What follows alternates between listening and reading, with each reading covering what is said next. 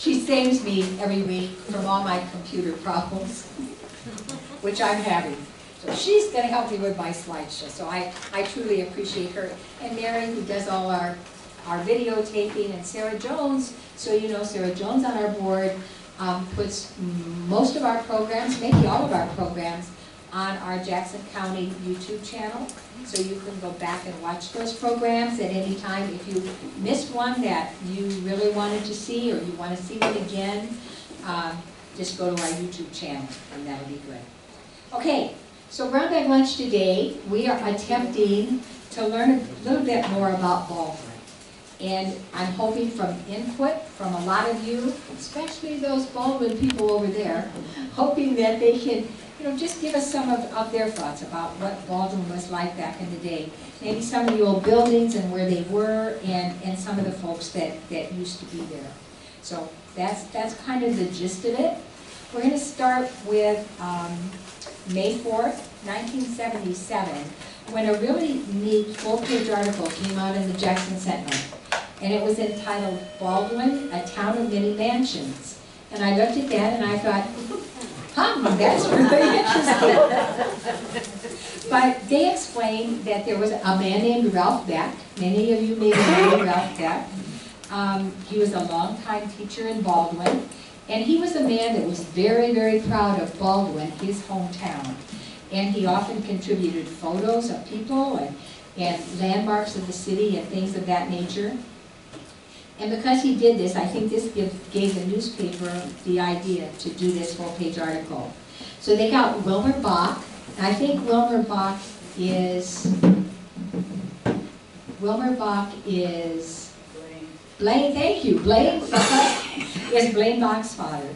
And they got him to be their guide, to take them around the town of Baldwin. They sent their photographer, and then Ralph Beck helped identify the homes with the original owners, what the homes looked like back in the day, as well as the current, which would have been 1977, so it was a ways back, the current owners.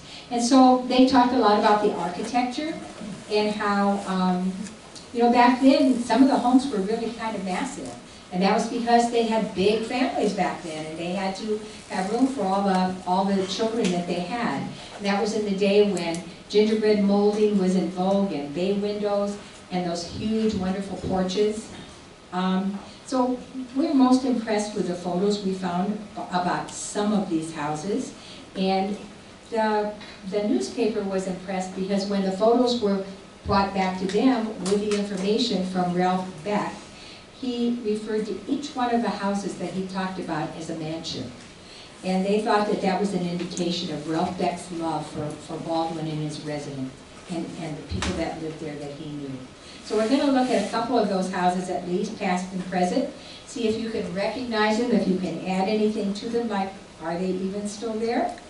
And then we know that there were 4 wonderful histories written about Baldwin through the time, and they were all written about the same time. They were written in about 1966 or 67. And after reading them and reading this newspaper article, I can kind of understand that I think they were written at the request of the Historical Society. And I think that because, excuse me, because Ralph Beck, when he was older, lived with Lucille Sorensen, lived upstairs in Lucille Sorensen's house. And he was a tenant. And it would have been in 1966, about the time that the Historical Society was being formed. So he would have been in the middle of that and been hearing all of that going on. And so I think that's what the time frame was, because at the end of the paper that he wrote, which was the longest one of all, he thanked the people that were that were thinking about starting the Historical Society and the wonderful treasures of history that they would be preserving. So we had an old pink folder up there for a long time, and it had 4 histories in it. And one of them was by our old friend Ergen Pennyroth. Most of you knew Ergen. I love Ergen dearly. He was so much help to me. He actually wrote the brief history of Baldwin High School. And if you read the little thing on the west side, you can see that that's pure urban, as he described things. Or a brief history of Baldwin High School. He loved Baldwin High School. And when Baldwin High School was coming down, it was Urban that went out and took down the old sign that said 1897 and brought it to the Historical Society. He also started out his history by saying, 402 years ago, a 4-room, 2-story building was completed in Baldwin. And again, that was Urban at his best. And we have, because of him, we have wonderful photos of the history of the school. We have photos of each student that graduated from there, and much in between. And that's a whole story by itself. The second history that was written at this time was written by a man by the name of Floyd Baldwin. And he talked mostly about the early families of Baldwin, like the Littell family, and some of those people. And he talked kind of about a way of life, and what people did for a living, and that sort of thing. His was done in 1967. The third history of Baldwin was written by Howard Tabor. Howard had a little different take in his history. He talked about the history of the town itself. And so his was really quite different. And if you look closely at this picture on the west, you, I'm sure, will find Floyd and Howard in that group of children. But those are the only pictures I could come up with in a very short time of them. And then the very last one, of course, was the fourth history, simply entitled Baldwin by Ralph Beck. Like I said, was the longest one of all. That's the one we're going to talk the most about today because of the newspaper article. He just... Nothing like interrupting your own program. And that'll be one of my children who will just keep calling back if I don't do something. Sorry.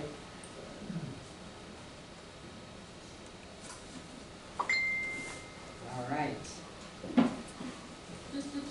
Okay, so our next slide, he talks about what he calls the mansions. That, well, first this is Ralph, and there are many pictures of him. I wasn't able to find out too much about his life. I'm not sure he ever married. I think that he was a longtime school teacher in Baldwin. Do you know Ralph? No. Don, you did not know him? Probably quite a bit older than you. I know that he graduated from high school in 1907 in Baldwin, so he was quite a bit older. But an amazing man. And another reason that we know a lot about Ralph and are very indebted to him was because when Lucille Sorensen's house was no longer occupied, the Historical Society was allowed to go in and look through and take things that we thought belonged at the Historical Society, because after all, Lucille Sorensen was the Historical Society person.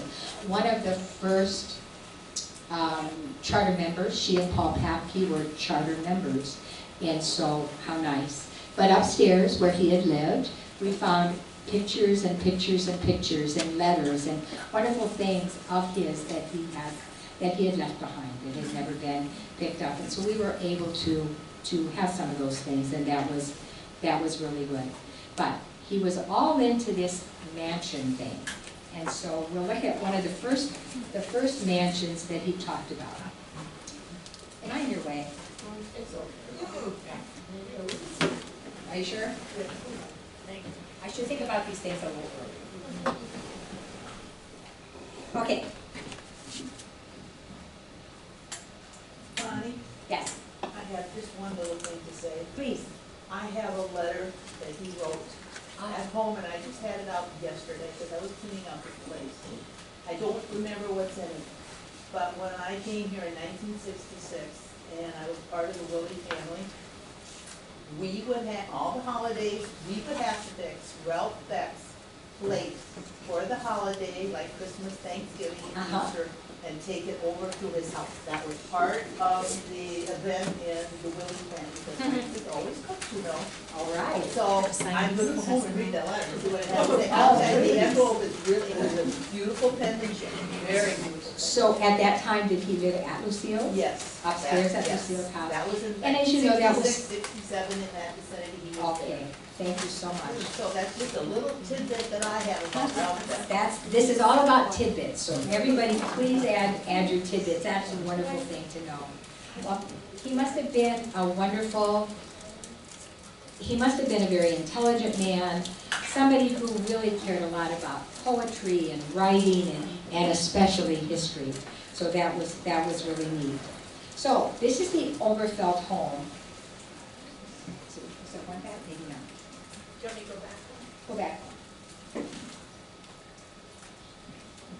I think, were you going to say, is the Lucille Sorensen house the one that burned down? It is. Yeah, okay. Yes, so thank you. Yes, Yeah. you should say that. So, that's good, so thank you. So, as you know, Lucille Sorensen's house, one of the most historic houses in Jackson County, burned, what, 2 years ago now, do we think? Maybe about 2 years ago. Tragic, tragic fire. It was a complete loss. What a loss of history. So that was very, very sad. But what a perfect place for him to be in that beautiful historic house, I think. Okay, so this, as you can see, it's just kind of the first picture that we have. I do not know when the house was built, but that picture's from 1895. And you can just see how beautiful that house is with all the gingerbread and that sort of thing. It was a wonderful house. And then we have a couple more pictures of it as it went along in years. So it was still the Oberfeld home in 1916. You can see it looks a little different, but that family was still living there at that time. And then in the next picture is in 1977, the time that the newspaper is writing about. In 1977, Emil Wassebaum lived there. But that's what the house looked like in 1977. And then, I'm not figuring out what that house was right now, but I think that this is it. And I don't know who lives there, but it's just such a cute little house. So these houses, like us, kind of evolved, right? But that was one of the mansions that he loved and that he talked about. Does anybody recognize that house or know who lives there? Is it on the highway? Yeah. It's on the road going to Eden Valley. It is. The turn and go to Eden Valley, it's on the right-hand side. That's Fern's. Oh, so it said you're going south out of Baldwin. Yes. South out of Baldwin. Yes. Okay, I anybody? think it's Ron and Connie Barron's home. I think it is. They remodeled it, and I've been in it, and of course the inside was all newer and beautiful. But they're restoring this, and the yard too out back, they're planting like primitive plants, but that was about 2 years ago probably. Sure. That I was there. Sure. Oh, wonderful. Thank you for that information. So it's just nice to see what some of these beautiful old houses, that they're still with us and they're still being used and they're still beautiful. Okay, the next slide, the next house that he talks about was the Henry Peters mansion. And as you look at this house, it indeed is a mansion. And so you can see the family down here in the corner. I tried to inset them in there. So that was the Peters family. And of course, the one that we're probably most familiar with is Olga Peters, Hinchcliffe. So how many people here took piano lessons from? Nobody? I can raise my hand for Mom. Okay, all right, that works, that works. But so many people.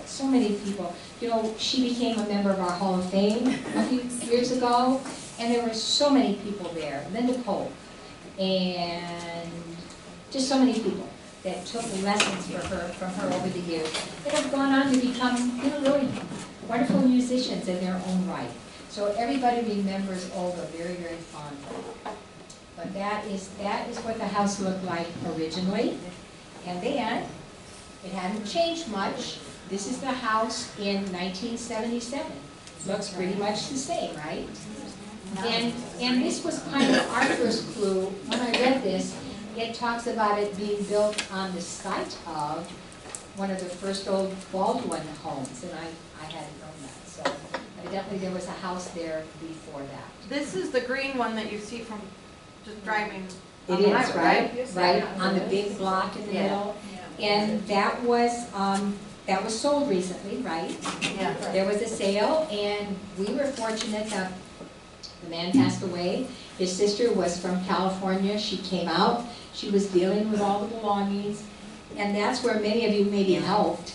We were given, we, the Historical Society, were given many books. He had Yes. thousands of books. Yeah, well, there was that little building. Okay, that they've been moved into. There was that little building that was just full of books, full Yeah. of books. And Yeah. these were books of all kinds. They were very expensive books, books, I mean, they weren't Harlequin novels or anything like that. They were Right. wonderful, wonderful books in beautiful condition. And every book was in a bookcase. And so we were able, for the Historical Society, to be given some of those bookcases. And so that was a wonderful thing.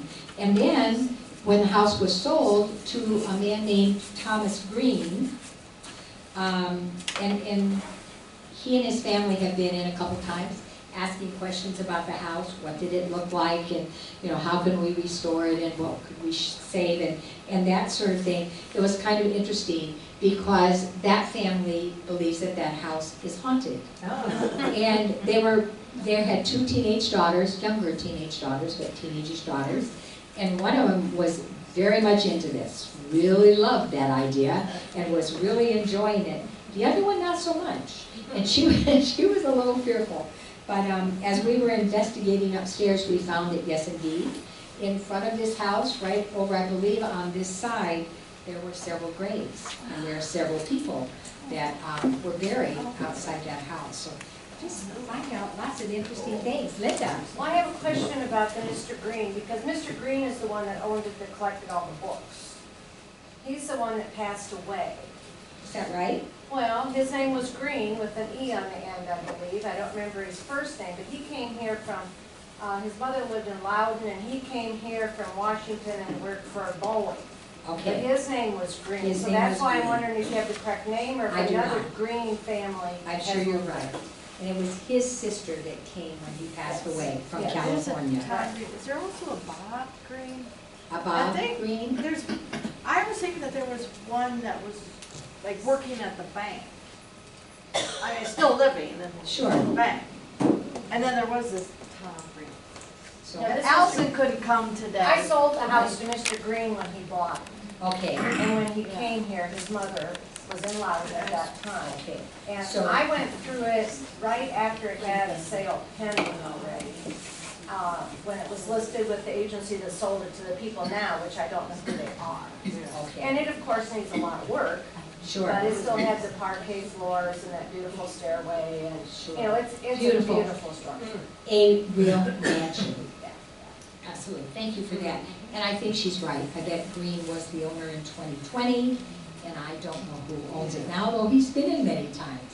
And a wonderful family, and the kind of people that, it's fun to see move into Jackson County, because I think they had no ties to Jackson County before they came here, if I remember right. So, thank you for that. Okay, slide number 10. This is another mansion that Ralph Beck liked to talk about. The address of this one is 4763 50th Avenue, and it was called the Barrows Mansion, and it was built by a man named Alfred Barrows, as you can see. And in 1977, this was the home of Ida Mae Scott. And it's still a beautiful house, and we know that Larry Bramer lived there in 2020. That's not very long ago, so I'm assuming that probably Larry still lives there at that beautiful house. We don't have any photographs of the inside, though we would love to, or I would be more than happy to show you those, but beautiful, beautiful house. The next mansion that he talked about was the Zook Mansion. And Zook is, of course, a huge name in Baldwin and back in Baldwin history. The Zooks owned much of the land around that area, through the years. This beautiful, beautiful house, mansion, was built in 1860. And the Zooks lived in it for quite a long time. In 1977, it was the house of John Meng, M-E-N-G. And so, right now, we don't know who lives there right now. But anyway, beautiful, beautiful house, and one of the ones. So in my last presentation, there was a Zook, it was a Civil War soldier that was killed in the war. So is he related He was, I'm sure he was. They had a wonderful, just part of the great history of Bellevue is the Zook family. Did you know any Zooks back in the day when you were there? Okay, they were probably all This gone. house is still there, did you say? I think so, because in 2020, in 2020, But where at? Do you know? it should be at 4640 48th Avenue. Is that look familiar? Does somebody think it burned? Okay, we hope that it's still there. Beautiful house. And really, if we had a team of investigators, we'd have all these answers for you. How we do it. If you would like to sign on, we need you. Okay. So maybe these pictures are just a reminder to us that back in the day, Baldwin was quite a place. It was an awesome place. In 1882, it had its own newspaper. The editor's name was Stowe. The paper cost $1 a year to take. And it was located in a two-story house that had 2 rooms downstairs and 2 rooms upstairs.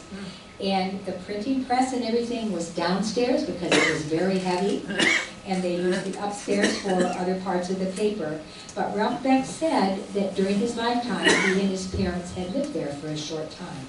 So, but he didn't say where it was, so we don't have an address for that. Another thing that Ralph, whoops, sorry, I was. Oh, that's the same, Nope. that's the same Zook? That's Yes, the this same- is the same, I'm sorry, I didn't realize that what happens when your computer doesn't work? Or you don't know how to work your computer, maybe I should add that.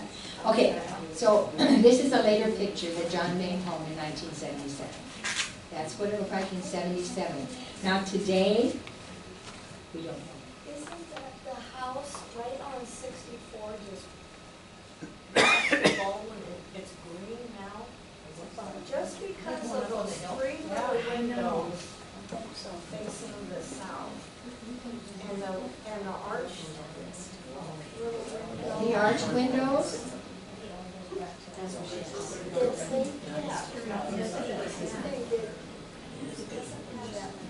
I hope so. If anybody figures this out, please let us know. Okay, So well, we I'm sending can, them to Alice. okay, to see if she knows. That'd be good. Okay. And I did look this up.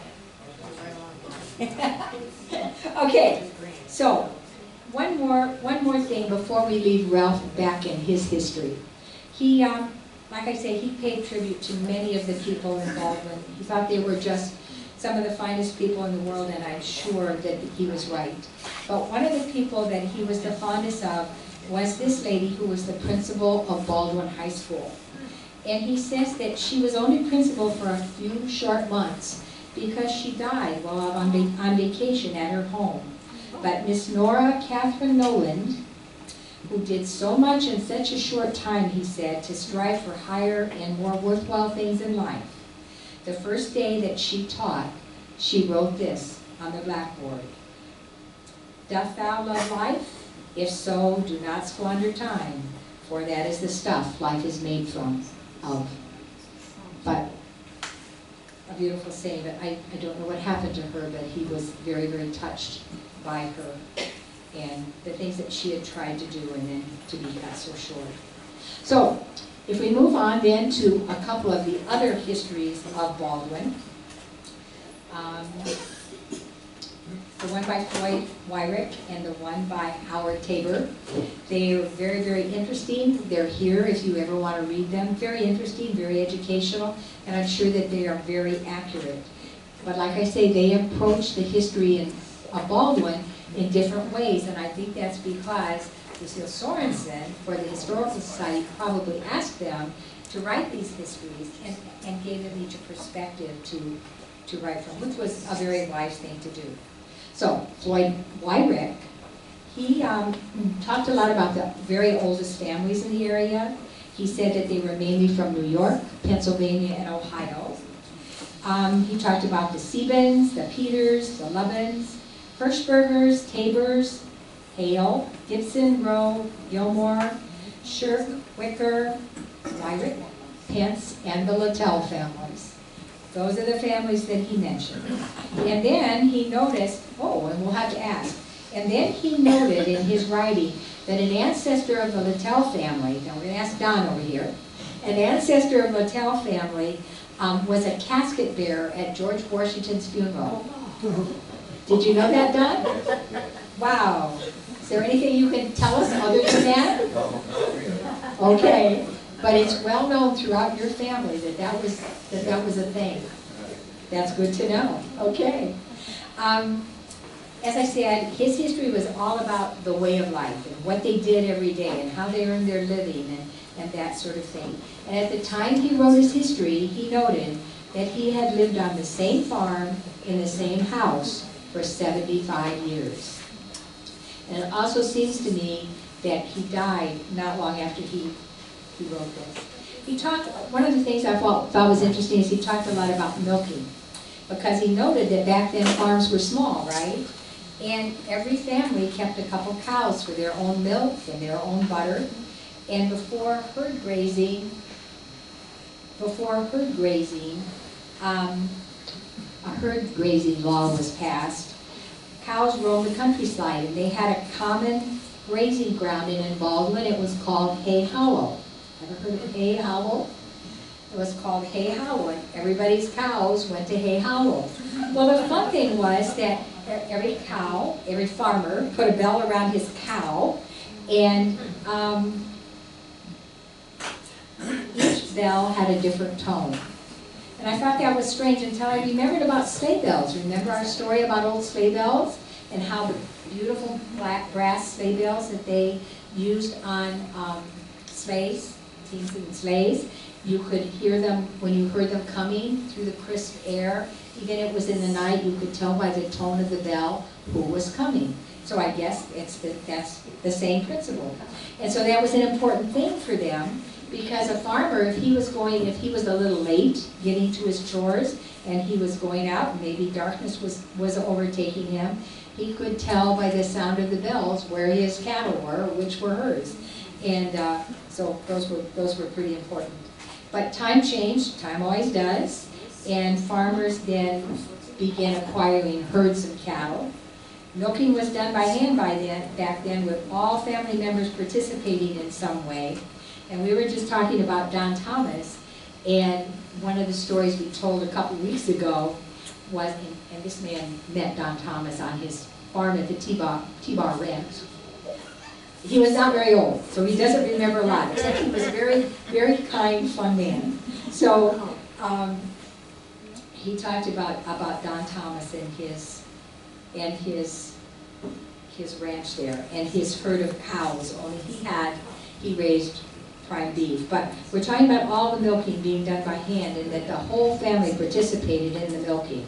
Everybody had to help. And we told the story, if you were here and you remember, we told the story about Don Thomas saying that when people would ask him where he got his wonderful work ethic, he would go back to this story about how when he was 4 years old, growing up on a farm in Upper Michigan, the Upper Peninsula of Michigan, he would have to go out at 4 in the morning with his family out to the barns where they milked the cows. And his job that was given to him by his family, he was responsible to clean the soot off the kerosene chimneys from the kerosene lamps. That was his job. And his family taught him that how well he did his job depended upon how successful they were, how successful that farm was. Because if they couldn't see to do the milking, you know? So he said that that's where he learned to work. And he learned his work ethic and how important that was. Well, as we know, soon all these farms were producing a lot more milk than they could use, so creameries took over. Oops, and there was the creamery. I'm sorry, that's okay, that's fine. And so every morning they'd pick up cream, and so everybody pretty much knows about that. But he did say one thing that was funny. He said that in the Baldwin area at least, and maybe other places, that it became a contest to see who got to the creamery first. And that the issue was that the first one to get there was the one that got the same number of pounds of skim milk in return for his cream. And the last man that got there, his skim milk was mostly water. And of course they took the skim milk back in those days was not supposed to be what was good for you, and they used it to slop the hogs and things like that. So it was a race to see who got to the creamery first with the skim milk. He talked about threshing and all of that sort of thing, which we're not going to go into today. He also talked about wood cutting. And they, you know, we always hear about quilting, us ladies, we always hear about quilting bees. They had a lot of other kinds of bees. And they had wood cutting bees, where all the guys got together and they put up a supply of wood for the winter from all of the farmers in the area that participated. And the first one in the Baldwin area, he says, was owned by two brothers by the name of Beard and Ed Kegley. And they started in the fall, and they cut wood all during the winter. They moved from farm to farm to farm, and each farmer, when they came to your farm and they cut your wood, then you went with them to the next farm to help them cut their wood. And as they went along, everybody's winter wood was cut, and their big wood piles were ready. So I didn't know that they had wood cutting bees. And another kind of bee that they had were butchering bees. Now that doesn't sound very fun to me. But what he wrote next kind of amazed me, because he said that everybody looked forward to the very first real cold spell when the butchering and processing of the year's supply of meat began. And I did read that it was partly because by this time of year, their meat was all gone from before, and maybe they hadn't had much meat, and so this was, you know, a whole huge new supply of meat. So maybe that's why everyone looked forward to it. But he talked about the big iron scalding kettle that they used. We do have one of those that's just amazing at the Penny Rock Machine Shed. You should stop in and see that. But it was a bee with a whole family going, and families got together and they exchanged their butchering together. They fried out the lard, they ground the sausage, they trimmed the meat that had to be smoked. The hams and the bacon were soaked in brine. Meat and sausages were put in huge crocks, covered with lard, and weighted down until the lard hardened. And it kept that way for months and months and months until it was taken out to be heated up for a meal. So maybe the joy over the butchering bee was that it was time to have more meat in the house. But Floyd Wyrick did a wonderful job with his history. I do hope you'll read it sometime. He talked about a lot of, a lot of other areas. He talked about, and it was fun to read. He talked about communication. He talked about mail, how they got mail once a month, or once a week when they went into town. You didn't go into town, but once a week, and then you got your mail. And so he just talked about a lot of neat things like that. He talked about newspapers and how important they were. And he talked about the telephone lines. And he said in Baldwin, the telephone lines went by in 1904 when they had their first telephone lines. And that they had radios by 1920. At least that was his experience. But he said before that, times were wonderful because neighbors gathered to visit, sing, and have country dances and things like that. And then when better communication and everything came, the other things, you know, kind of went away a little bit. So he enjoyed those good old days. So the last history we have is Howard Tabor's history. And it too was really, really interesting to read. Howard Tabor was born in 1893, so kind of tells you his time frame. He had, it seems, been asked to write more about the town of Baldwin himself. And he said that it was a thriving little town, and it was in the middle of a very productive agricultural area. That was kind of his take. And he talked about the many businesses and said that the reason there were these many businesses was because horses were the means of transportation. And you couldn't go too far, so everything was right there for you. And there's something to be said for that, I think. That's really good.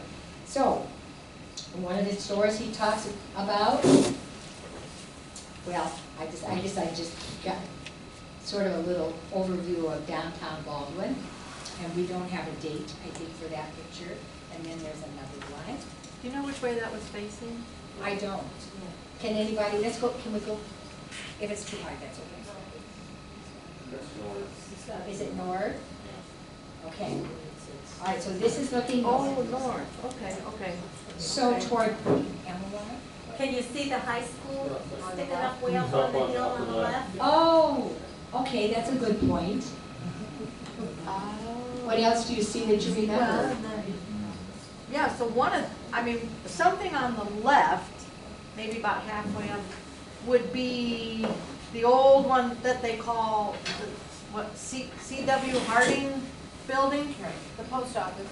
Oh, okay. Well, there's the post office and then there's a bank, isn't there? And then that C.W. Harding is that little brick building, they have their city council meetings I in think there. that's in the old post office, isn't it? Maybe it's the old post office, I don't know. I mean, there's a I'm not new positive either, but. positive, is the new post office on the corner? Yes, the new post office on the highway and a trailer. Right. Oh, yeah. Does anybody remember if the old post office was hit by a tornado and destroyed? We have some pictures of that, and the pictures say that they were Baldwin, but we don't know that they were Baldwin. Just wonder if anybody remembers hearing about that happening. Okay, so let's look at the next slide.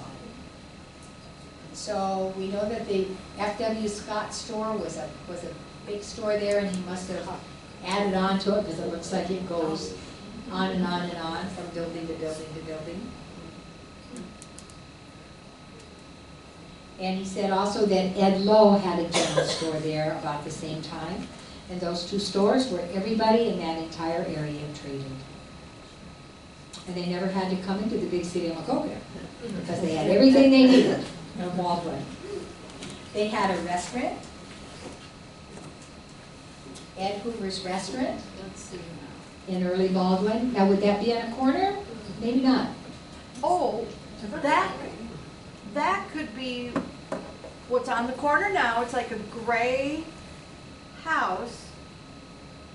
You know, like that'd be on the west side across from Carr's Poorhouse, the bar. Okay. Does that sound right, Linda? Correct. Yeah, And that was- it's a house. It was a house now. Yeah. It was a nursing home at one time and. I mean, it's two-story, it's got those windows on the top, and of course, the windows are not on the bottom like that. No, that's correct, I think. But they, yeah. That's the Cindy, same Cindy- the same building? yeah. Cindy Daniels. Cindy Daniels, Cindy yeah. Daniels may live there? Yep. Okay, And I believe a daughter does now, okay, maybe she has some more pictures, we'll have to ask. because Cindy moved to town. Oh, did she? Okay, Yeah. all right. Well, he wrote about a lot of the wonderful things that Baldwin had. They had a town pump, they had a town marshal, they had a jail at one time. A little later, a water system was added. Talked about some of the drugstores. Dr. Swift had a drugstore there. We had some pictures of that I didn't put in. And Dr. Griffin was one of their main doctors. After he came back from the Civil War, Dr. Griffin was the Bellevue doctor. So it was good. And Howard Tabor's history had some really fun things in it as well. He talked at one time about the Baldwin Savings Bank. And he said that it was organized in February of 1903, and except for the bank holiday in the 1930s, it never closed. It's still there today, and as we know, it's one of only two banks that survived the Great Depression. But he told the story of John Rhodes. Roger, Howard Tabor was my uncle, your uncle, okay. and I remember it being measured and thoughtful. Okay. And he was a charter member of that bank, of Baldwin Savings Bank. Of the Baldwin. And the other person that was there a long time was Charlie Harding. Charlie Harding. And we have a picture of him in a minute. Okay. Good, thank you for that. He was Well- everybody's Uncle Charlie. And what was Howard Tabor's nickname? I saw a nickname for him, Howard Tabor. Do you remember? I'll have to look at that. Anyway, he told the story of John Rhodes, who was from Wyoming, and he was the first cashier at the bank, and he served there from 1908 So from 1903 to 1908, when he opened implement business in Baldwin. But there's many stories told about John Rhodes's forgetfulness. And he said that one day the currency came to the bank on the evening train, and it was picked up by John in his horse and buggy, and he went home and he hung the canvas bag containing the money on the picket fence while he put the horse in the barn. And he was lucky enough to find it still hanging on the post as he left for work the next morning. Howard Taylor just told some awesome little stories like that in his history. It's very nice for us to have. So, we have a picture of, and this is Charlie Harding that Roger was talking about. He just, I think, is one of the most famous people from the Baldwin area. I know I heard about him all the time. I remember being a little girl, and for whatever reason, my parents and their business, my mother drove to Baldwin to the bank almost every day, and of course I went along. And I remember the viaducts from the, all that sort of thing. That was really fun. But so I kind of remember Charlie Harding. And of course we all know his wife, Galilee, right? Galilee was the painter that had the Pharmacy Art Club, Galilee Harding, is that right? And she had the Fantasy Art Club, and we have many of her paintings at the main museum. She was a very, very talented person. So Charlie then, after that, he talked about the gas stations. So this is Melvin Tico. I know that picture was donated by Pat Gent because he is a relative of hers. And so Howard was talking about when the first automobile came to Baldwin in 1907. And he said Dr. Gilmore had the first one. It was one-seated, one-cylinder, and it was guided by a tiller bar instead of a wheel.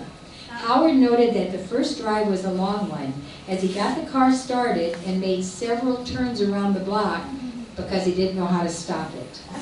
So someone in the crowd had gathered watching him go around and around. And they had to yell instructions to him as he passed by before he figured out how to stop this very first car. Then he said that a man by the name of Nate Corbett, owned the second car. And he always took people for a ride for a price. He would collect money and take people for a ride. And then there was Dr. Swift.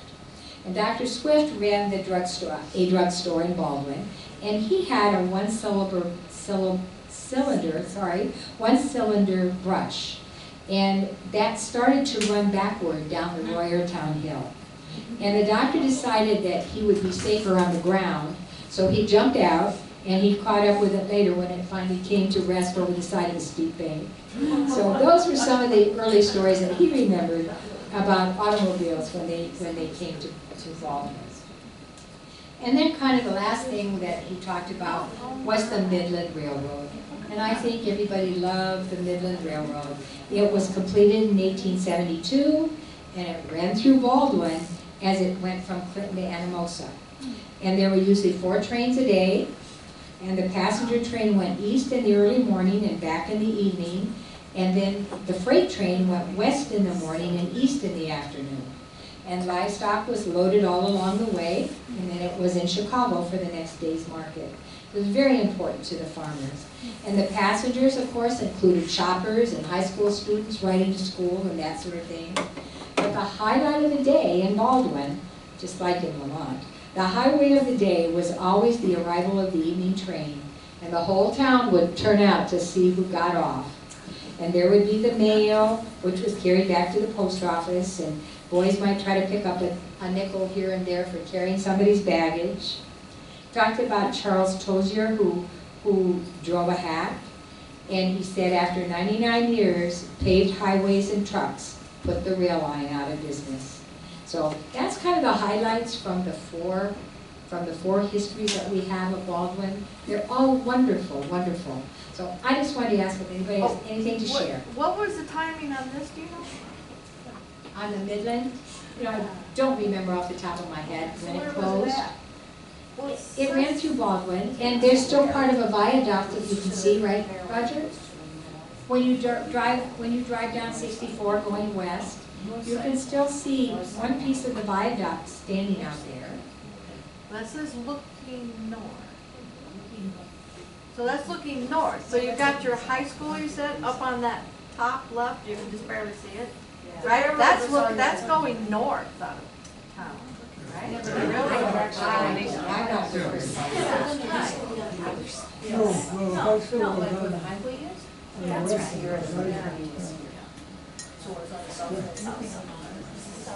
It was on the south side of the highway.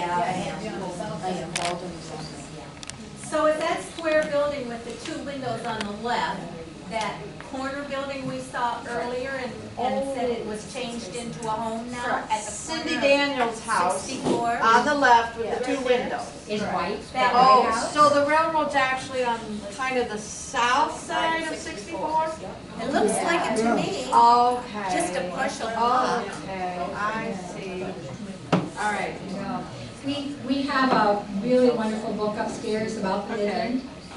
Trying to think of the man who wrote it, but he's come and given 2 brown bag lunches about it. It's in Peoria.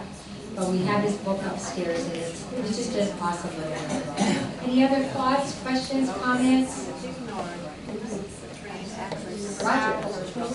There's a couple other houses that you didn't mention. One Okay. George Lechtenberg has a very historic house. Okay. And also the Tabor House is historic, and they're rejuvenating that house. Okay. And he did have them in his article. You can come up and look at his article. He did have those in his article, but I didn't have any before or after kind of pictures to show, so I kind of left him out. Yes. Joe Lechtenberg's is a stone house, right?